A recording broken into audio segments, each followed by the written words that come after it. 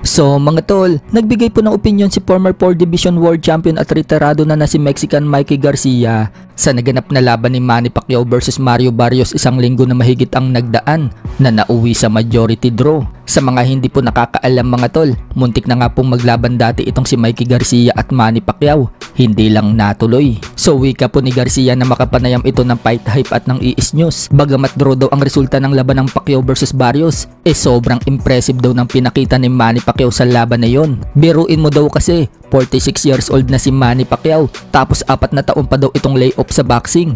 Yung kalaban batang kampiyon at active fighters at nasa highest level, pero ang ganda daw ng pinakita ni Pacquiao.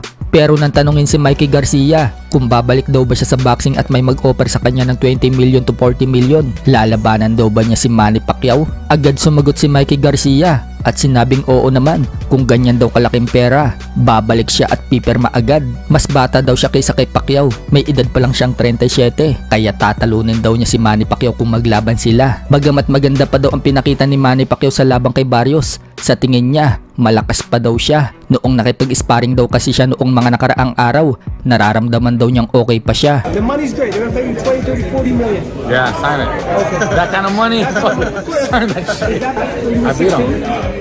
I beat him. Because I'm a lot younger.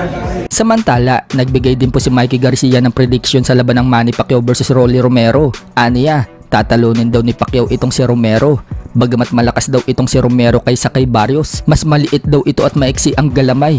Hindi tulad ni Barrios na matangkad at mahaba. Pero kung si Manny Pacquiao daw at Mayweather ang mag-rematch, sa tingin niya, si Mayweather pa rin daw ang mananalo. I think Floyd still wins. I think Manny might actually beat him.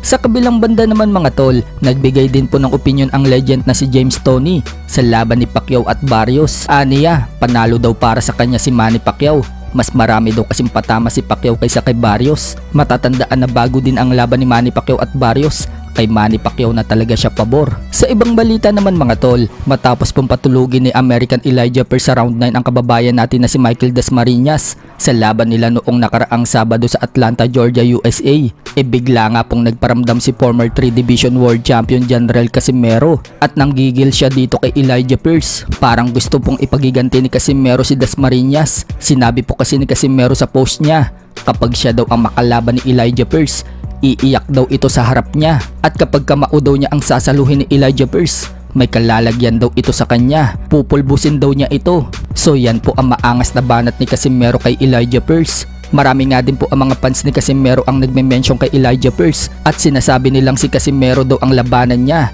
Tingnan daw natin kung uubra ito.